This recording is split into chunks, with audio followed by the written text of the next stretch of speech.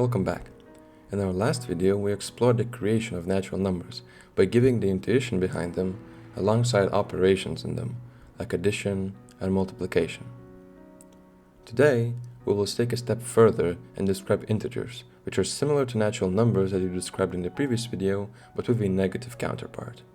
We will see how integers can be constructed using natural numbers as building blocks and furthermore explore their addition, subtraction, and multiplication. The topics covered in this video are as follows. We will start with a definition of Cartesian product, followed by the introduction of relations in general and a specific type of them, namely equivalence relations. We will then have the tools to formally construct the integers and introduce a few operations in them.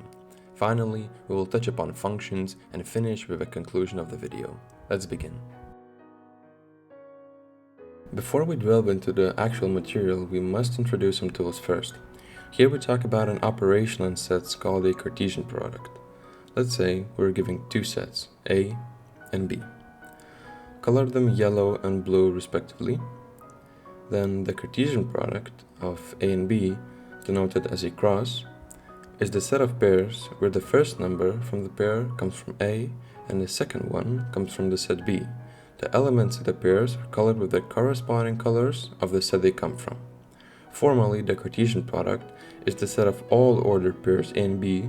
Ordered here means that A and B is not equal to B and A, where A is an element of the set A and B is an element of the set B.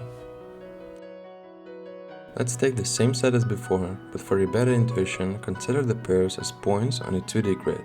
So each pair with elements, say 1 and 4, corresponds to a point on the grid where x coordinate is 1 and y coordinate is 4.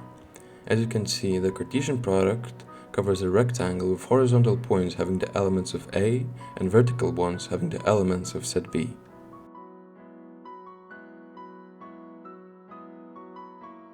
For a final example, let's take the Cartesian product of the set of natural numbers. What it does is that it covers the whole grid with points.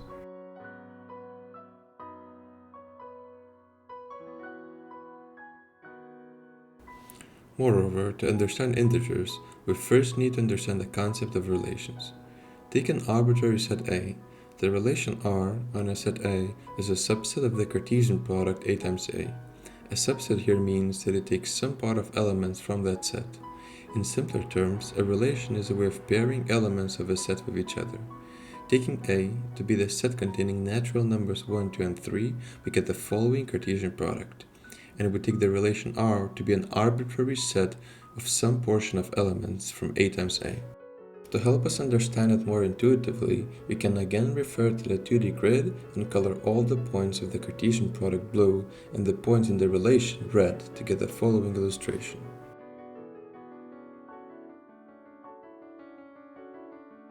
If two points are related to each other, we express that in the following ways, either saying that the pair of points is in the relation set R or writing the symbol of the relation in between the points.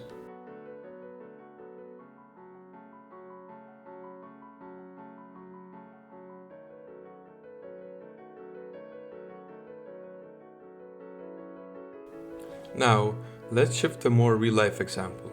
Let's say I would like to model Alice being related to a book, Bob to a TV, and Bob to Alice.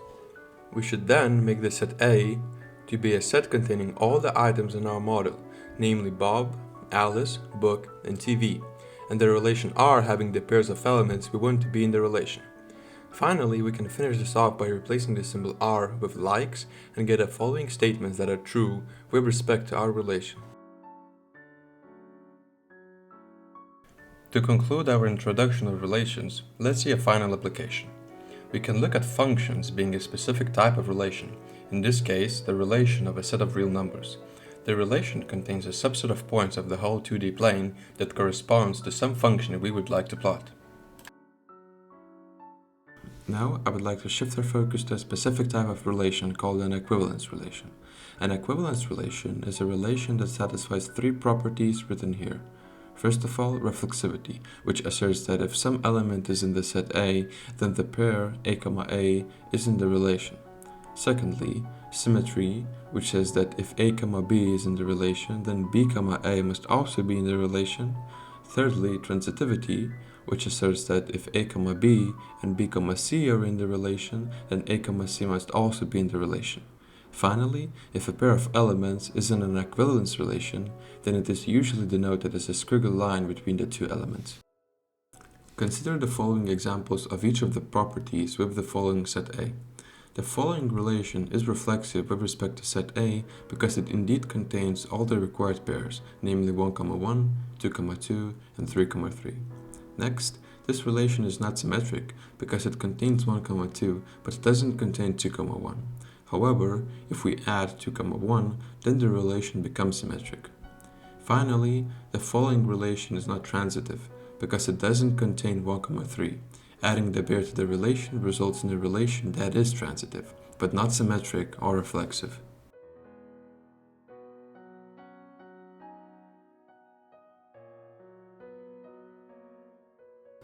Take now a more complicated example of a relation that pairs elements whose sum results in an even number. The following illustration plots all the points in the relation on a 2D grid. In green, we firstly highlight the reflexive points, then comes the symmetric points,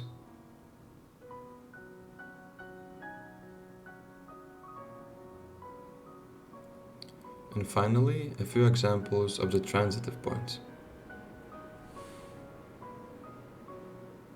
The most important part of an equivalence relation is that it can be used to split set A into equivalence classes, which are sets containing all the elements that the representative of the class, in this case element A, is related to.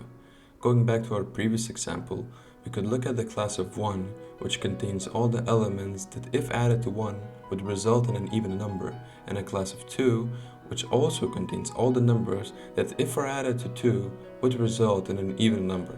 Of course, we could shift around the representatives by taking different elements of the sets and still have well-defined classes. One of the properties of the equivalence classes is that we can easily define addition and multiplication between them if everything works just fine. The importance of these classes is that it compresses the information from a very large set of numbers to something smaller. So for example, the previous relation of ours splits into the equivalence classes, where one of them contains all the odd numbers and the other one contains all the even numbers. Then by the rules of addition and multiplication, the following results arise, stating that adding even number to an even number results in an even number, and so on. For multiplication, we get that multiplying an even number by an even number again results in an even number, and so on. Having done the exhaustive part of gathering the tools, we can finally tackle the problem of constructing the integers out of natural numbers. Interestingly, we will take the cross product of sets of natural numbers, whose elements are pairs of pairs.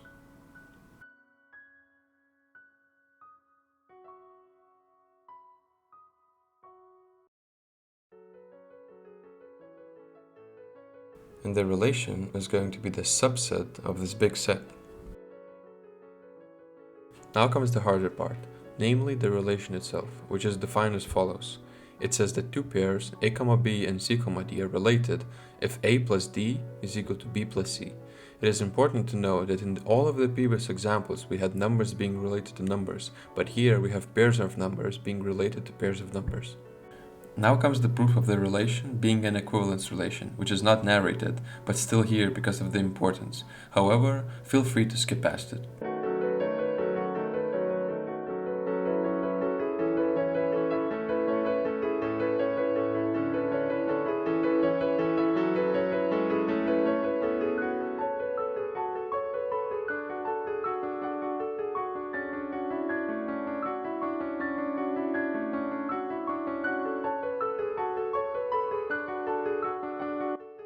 To reiterate, two pairs being related means that we get this expression on the right. Another way to look at this is if we move b from the right side to the left and c from the left side to the right to get this equality, where each side corresponds to a pair. Of course, we haven't defined subtraction yet, so it is only used here for intuition, but what we see is that we can look at each pair a, b as representing a number that we get after subtracting b from a, which actually gives us a way to define something negative by only using natural numbers that are inherently positive.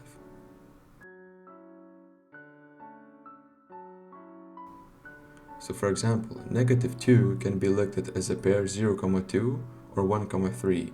In both cases, subtracting the first elements from the second one results in negative 2, just as our intuition would suggest. So what we get is that two pairs are related if they represent the same number, but instead of only representing something positive, we unexpectedly get something that resembles a negative number.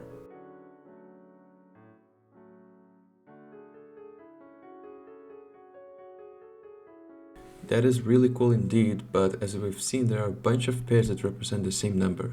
For that, we can finally use the fact that our relation is an equivalence relation, which means that splitting to well-defined equivalence classes is allowed. In this example, we take the representative 3, 1 to represent the class of number 2, which we denote with an overline above that number. Moreover, the class 1, 3 we take to represent the number negative 2, which should agree with our intuition. Again, the subtraction is used here for purposes of better understanding, although we haven't defined it yet. Now, when all is said and done, we come to the actual definition of integers, which contains all of the classes of our previously defined relation. Since a bunch of the representatives will be referring to the same class, this will be compressed to only one class for each number, and together give us a really nice representation of integers that we can visualize on the number line. Just to make it more clear, I highlighted the representatives of each class in yellow and other equivalent classes above them, which represent the same number, hence will be compressed to the main class below. Having the integers constructed is really nice and all, but knowing how to do operations with them is even better. So in this section, I'll give the definition of addition, subtraction, and multiplication alongside a few examples. Knowing what the equivalence classes represent, we define addition in the following way. Given two equivalence classes representing some number, we simply add the corresponding components of the pairs and get another equivalence class back. For an example, consider adding negative 2 to negative 1. We firstly transform them to the corresponding equivalence classes, then add the corresponding components using addition of natural numbers, and finally end up with negative 3. For subtraction, we simply reverse the pair elements of the equivalence class that we're subtracting and continue with addition as we now know from before. Here's an example of subtracting negative 1 from negative 2.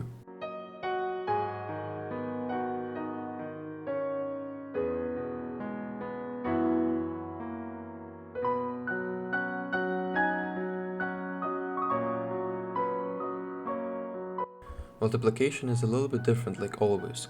For that we have a more complicated definition, which still conforms with our intuition as witnessed by the example on the screen.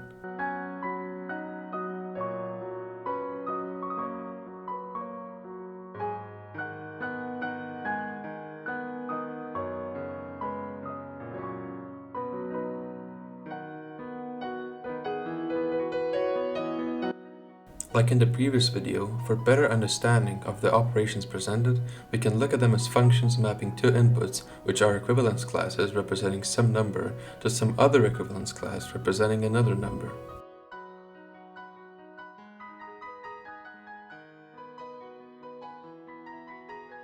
To summarize, in this video we covered the Cartesian product, the definition of a relation, and a specific type of relation called an equivalence relation.